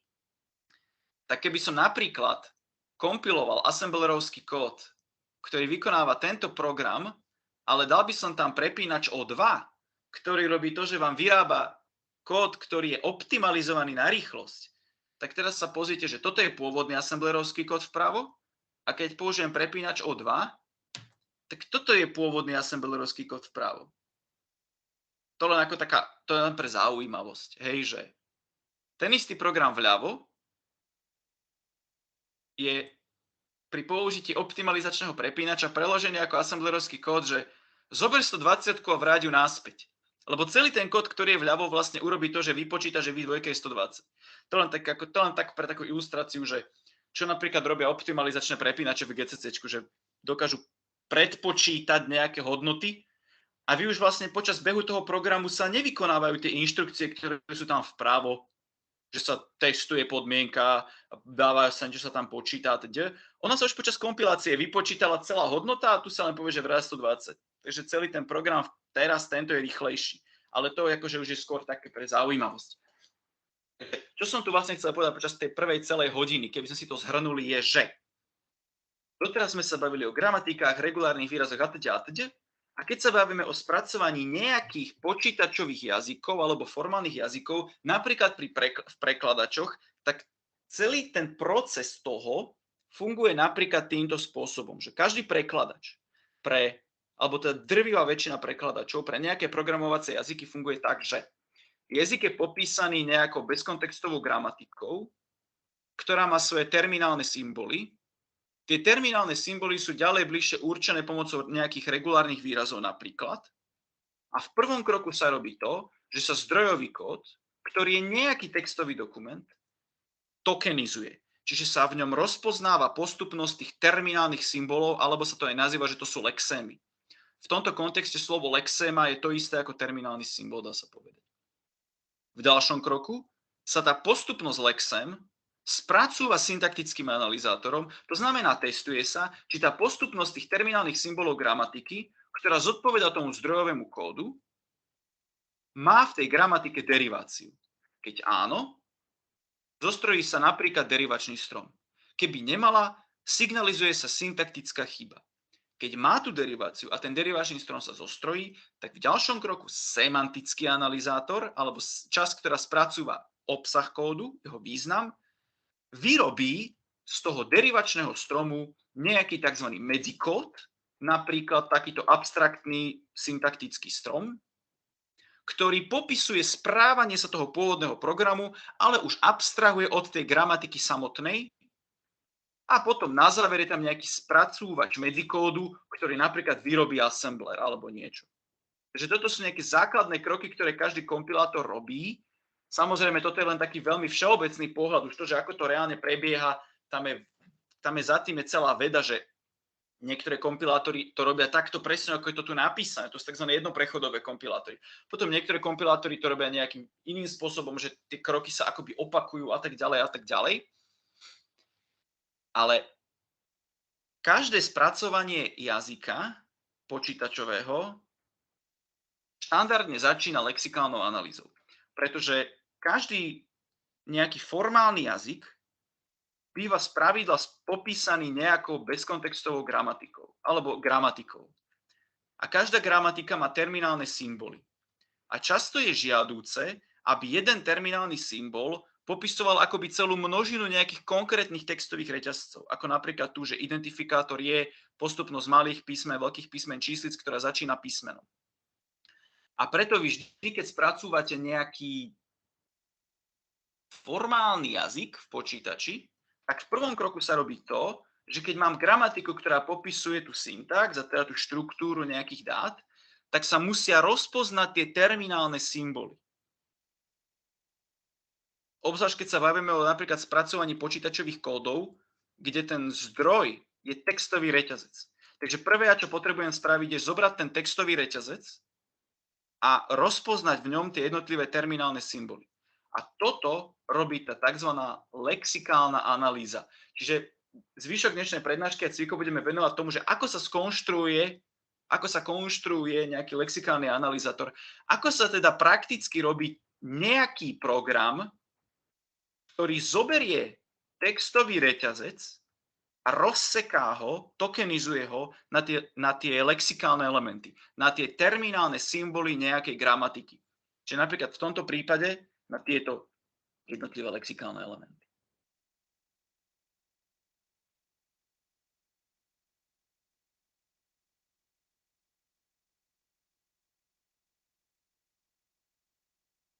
Lexikálne elementy, keď sme sa bavili o programovacích jazykoch,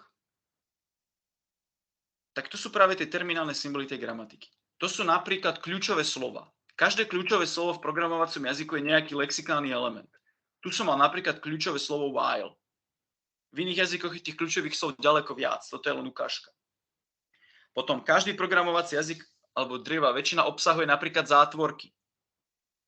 A je teda dobré vedieť rozpoznávať, že v tom vstupnom textovom súbore tu je ľavá zátvorka, tu je pravá zátvorka. Potom máte programy, ktoré používajú množinové zátvorky na označovanie blokov. Čiže treba zistiť, že v texte, že tu je ľavá množinová zátvorka, tu je pravá množinová zátvorka. Treba vedieť rozpoznávať bodkočiarky. A treba vedieť rozpoznávať tie identifikátory, tie konštanty. Takže úlohou lexikálneho analyzátora je rozpoznávať v tom textovom súbore, ktorý predstavuje zdrojak, tie základné elementy lexikálne toho programovacieho jazyka.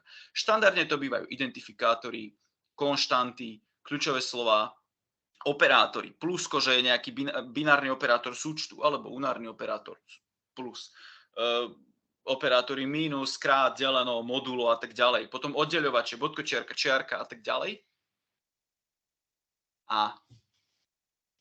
Takže vlastne by sme sa mali teraz baviť o tom, že ako je možné toto realizovať.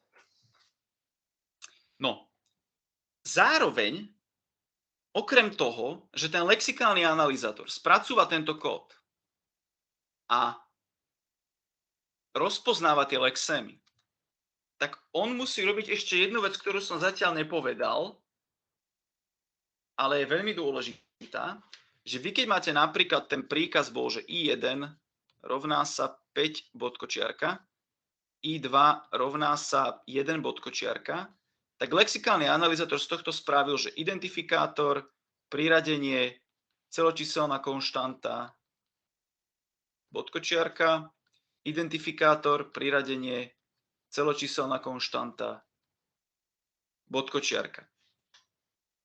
Lexikálny analyzátor robí teda to, že tu rozpoznal identifikátor, tu rozpoznal to priradenie, tu rozpoznal tú celočíselnú konštantu, ale zároveň on musí robiť ešte jednu vec.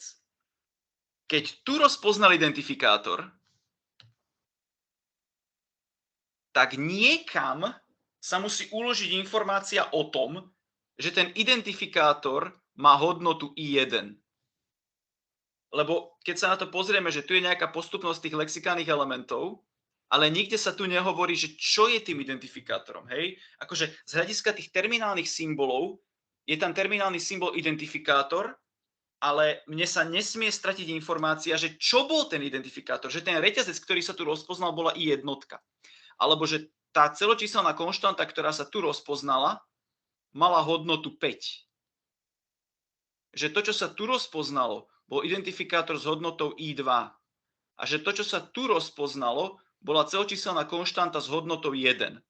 Takže to som tak opomenul, lebo som chcel len povedať to, že lexikálny analyzátor robí postupnosť lexem, ale zároveň on nejakým spôsobom niekam musí ukladať informáciu o tom, že ten identifikátor, ktorý bol rozpoznaný tu, má hodnotu I1. Že tu bola celočíselná konštanta s hodnotou 5. Že tu bol identifikátor s hodnotou I2. Že tu bola konštanta s hodnotou 1. Čiže mne nesmie prísť k strate informácie, lebo keby som ja z tohto kódu vyrobil naozaj len postupnosť tých terminálnych symbolov, že id rovná sa konštanta bodkočiarka, id rovná sa konštanta bodkočiarka, tak ako je to napríklad naznačené tu v tom derivačnom strome, tak mne sa stratila informácia o tom, že aké boli hodnoty tých identifikátorov, aké boli hodnoty tých konštant. Ja som to tu do derivačného stromu nepísal, ale niekde v tom kompilátore je jeho súčasť, ktorá si toto všetko pamätá. Alebo teda nejakým spôsobom je povedané, že ten identifikátor tu, že to bol reťazec I1. Že tá konštanta tu, to bolo číslo 5. Že tá konštanta tu, to bolo číslo 1 a tak ďalej. Hej? A toto je ešte tiež, to len chcem doplniť, že ten lexikálny analyzátor, tým, že on práve je tá súčasť kompilátora, ktorá toto všetko vie zisťovať, ktorá identifikuje to, že tu je reťazec I1, ktorý predstavuje identifikátor, že tu je reťazec 5, ktorý predstavuje celočíselnú konštantu, tak to je tá súčasť kompilátora, ktorá tieto informácie musí nejakým spôsobom spracúvať. Takže to len, aby bolo pre úplnosť, tie informácie, že keď sa nejaký reťazec spracúva a rozpoznáva sa ako nejaká lexéma, tak to, že aký vlastne ten reťazec bol spracovaný, to sa niekde musí ukladať. Len ako pre úplnosť. No a teraz, čo teda ten lexikálny analyzátor robí? On rozpoznáva tú postupnosť tých lexém a v praxi sa to robí napríklad tak, že každá tá lexéma má pridelený nejaký svoj unikátny celočíselný kód. A to je vyslovene len na to, že aby bola nejaká reprezentácia tých terminálnych symbolov, že napríklad sa povie, že, ja neviem, tu, že ten identifikátor ako nejaký terminálny symbol má nejaký svoj pridelený číselný kód, napríklad 1, že operátor priradenia má nejaký svoj číselný kód 2, čiže vlastne potom ten syntaktický analyzátor, keď zisťuje, že či nejaká postupnosť terminálov má deriváciu, on môže riešiť to, že či má deriváciu postupnosť kódov 1, 2 a tak ďalej. Čiže vo všeobecnosti, to si ukážeme na príklade, že v podstate lexikálny analyzátor môže tým lexemom prideľovať nejaké čísla, teda číselné kódy, ale najmä, že pri niektorých lexemach, ako sú napríklad identifikátory, musí vedieť rozpoznávať, musí si pamätať meno tej premennej. Čiže to je to, čo som hovoril, že musí sa niekde zaznačiť informácia, že tu bola premenná s menom I1. Pri konštantách sa niekde musí ukladať tá hodnota tých konštant, že tu bola hodnota konštanty, povedzme 5 a tak ďalej. To sme povedali. Čiže toto sme povedali, takže lexikálny analyzátor spracúva textový reťazec a vyrába z neho postupnosť terminálnych symbolov tej gramatiky.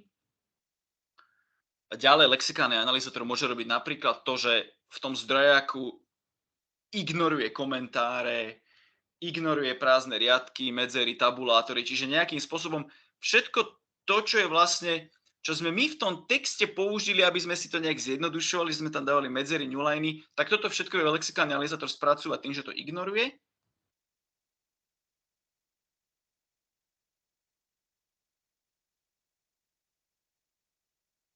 A teda postupne čítate nejaký zdrojak, tu mám napríklad zase iný príklad, že tu máme vľavo nejaký zdrojak, ktorý je, to je akoby program, myslím, že v Pascale, to literatúra, z ktorej čerpám, tam autor používa jazyk, ktorý je veľmi blízky Pascalu. Tí z vás, ktorí robili na strednej v Pascale, alebo v Lazaruse, alebo v Delphi, myslím, tak to je v podstate niečo takéto.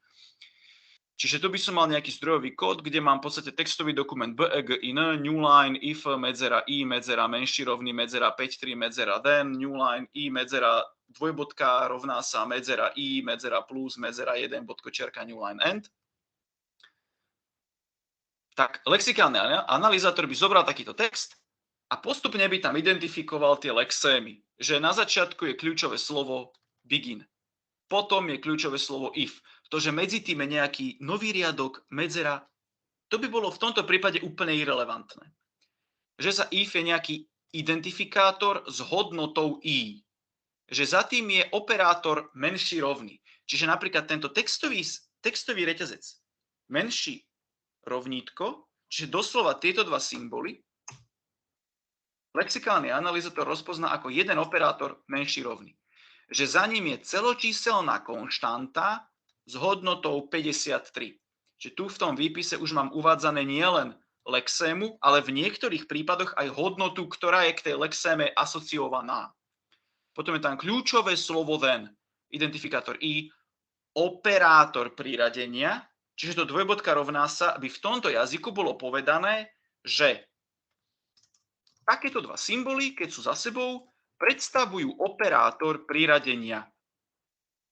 Za ním je identifikátor s hodnotou i, potom je tam plusko, teda operátor súčtu, potom je tam konštanta s hodnotou 1, potom je tam bodkočiarka a potom je tam kľúčové slovo and.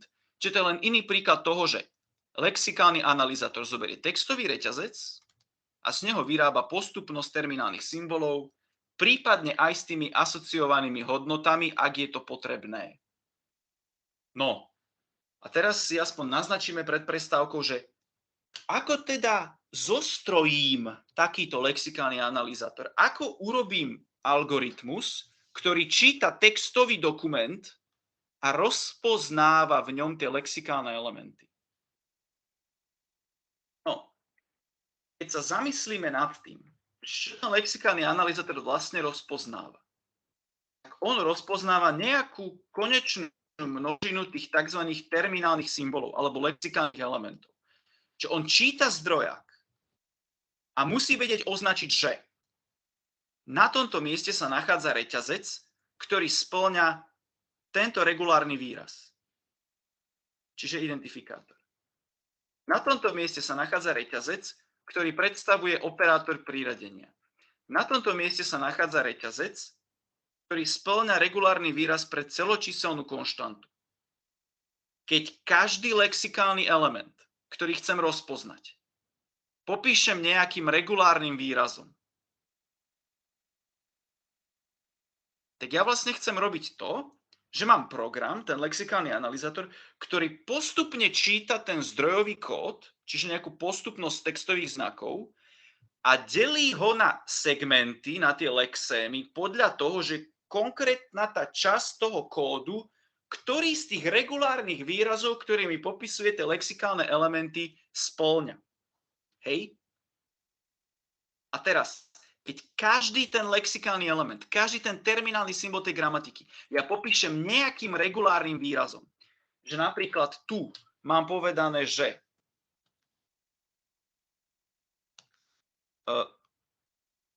lexéma,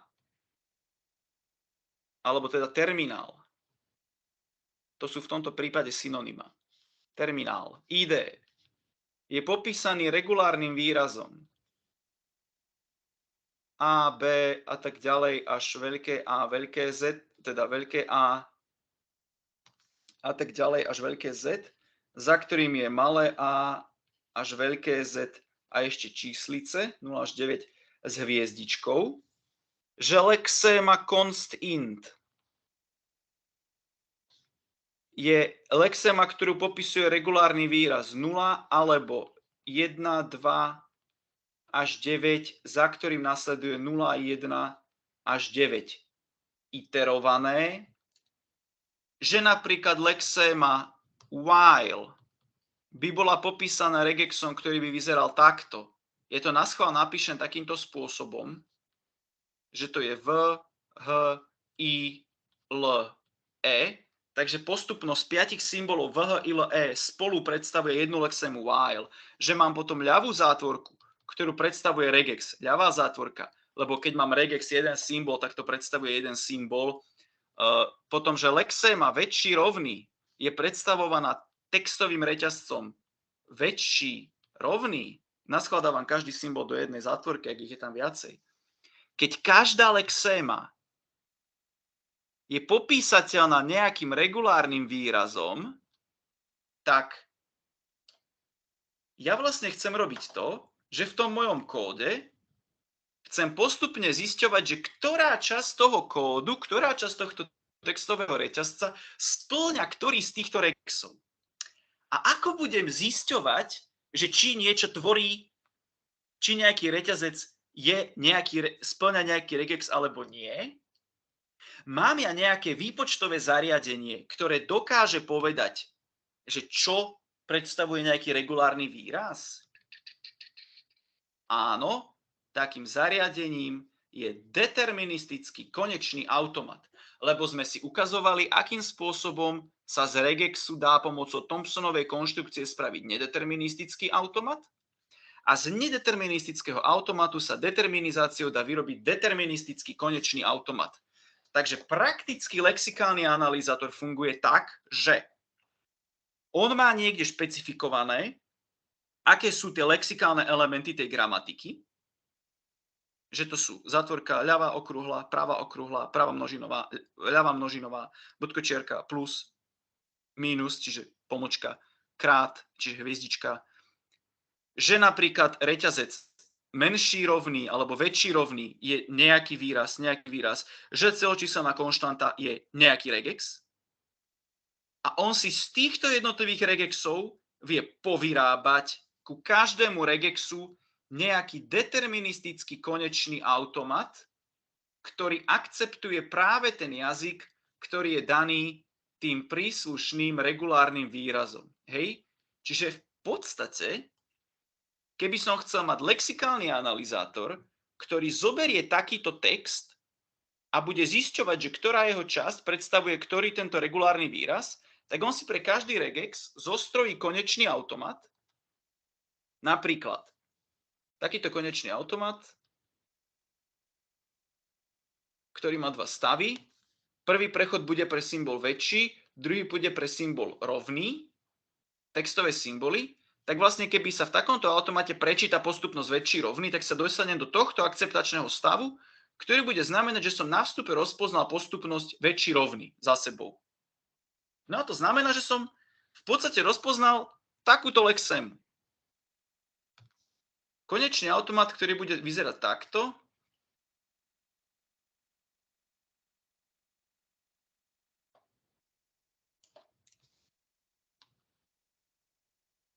Čiže bude mať prechody na dvojité V, H, mäkké I, L, E. Tak ak on bude spracovať ten vstup a rozpozná postupnosť VH, I, L, E, tak skončí v takomto akceptačnom stave. A to bude akceptačný stav, ktorý bude signalizovať, že som na vstupe rozpoznal postupnosť VH, I, L, E, teda, že som na vstupe rozpoznal tú lexému while. Podobne by napríklad som mal konečný automat pre celočíselné konštanty. Ten by mohol vyzerať napríklad takto, že tu mám počiatočný stav, pre jednu nulu idem do akceptačného stavu, alebo potom pre 1, 2 až 9 pôjdem do nejakého stavu. No a povedzme, že v tomto stave tento stav bude akceptačný a bude v ňom ešte súčka pre 0, 1 a tak ďalej až 9. A tento by mal napríklad dva akceptačné stavy, ale obidva tie stavy by signalizovali, že som rozpoznal na vstupe nejakú celočíselnú konštantu. Takže lexikálny analyzátor, ak má k dispozícii každú lexému popísanú regulárnym výrazom, tak na základe tých algoritmov, ktoré sme sa na tomto predmete pár týždňov dozadu učili, čiže Thompsonova konštrukcia a determinizácia, tak vie z každého regulárneho výrazu vyrobiť k nemu asociovaný deterministický konečný automat.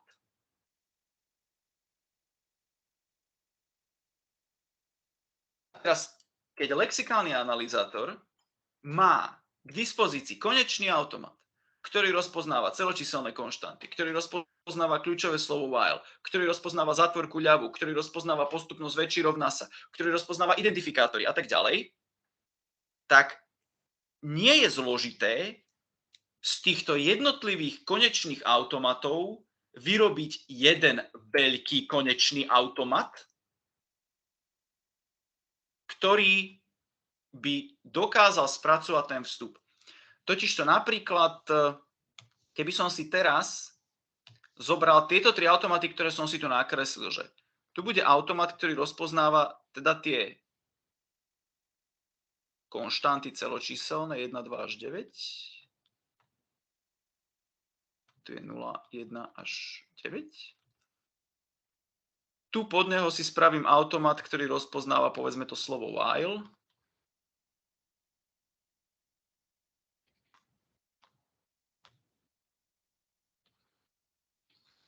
Tu bude mať automat, ktorý rozpoznáva, povedzme, ľavú okrúhlu zátvorku. Tu bude mať automat, ktorý rozpoznáva to väčší rovný. Tak teraz, tieto dva akceptačné stavy, ktoré tu sú hore, to môžem označiť, že to je nejaké Q. Ja si to označím, že to je nejaký stav, ktorý by sa volal, že povedzme, že const int 1, alebo lepšie bolo, že 0 dokonca. Tu bude mať nejaký stav Q const int 1. Tu bude mať nejaký stav, ktorý si označím Q while. Tu bude mať nejaký stav, ktorý si označím Q ľavá zátvorka. Tu bude mať nejaký stav Q väčší rovný. Čiže len si pomenujem tieto stavy. A čiže mám takéto 4 automaty deterministické, ktoré rozpoznávajú, každý z nich, prvý rozpoznáva konštanty, druhý rozpoznáva kľúčové slovo while, tretí rozpoznáva ľavú zátvorku, štvrtý rozpoznáva väčší rovný. A nie je problém, keď mám množinu konečných automatov, kde každý rozpoznáva niečo, spraviť z nich jeden veľký automat, ktorý rozpoznáva to prvé a to druhé, to tretie, to štvrté, lebo tam pridám nejaký stav a z neho porobím takto epsilon prechody. Čiže v podstate spravím automat, ktorý rozpoznáva zjednotenie tých jednotlivých automatov. A teraz takýto automat, to je nejaký nedeterministický automat, ale nie je problém ho determinizovať. Tak takýto konečný automat, ktorý by okrem týchto štyroch samozrejme zjednotil konečné automaty pre všetky tieto elementárne lexikálne elementy, čiže každý jeden z týchto lexikálnych elementov, keby mal vlastný automat, deterministický, a ja ich následne zjednotím do jedného, tak dostanem taký veľký konečný automat, ktorý bude vedieť robiť to, že keď mu na vstup dám takýto reťazec, tak on ho bude postupne čítať a podľa toho, v akých akceptačných stavoch sa bude ocitúvať, v akých stavoch sa ocitne, tak bude vedieť rozpoznávať, že táto časť vstupuje identifikátor, táto časť vstupuje celočíselná konštanta, lebo počas jej čítania som skončil v jednom z týchto dvoch akceptačných stavov. Totižto tie akceptačné stavy tých elementárnych konečných automatov, to sú akceptačné stavy, ktoré práve vedia rozpoznať to, že na vstupe som prečítal takú časť, ktorá predstavuje nejaký terminálny symbol, nejakú lexému. Takže takto sa teoreticky konštruuje lexikálny analyzátor.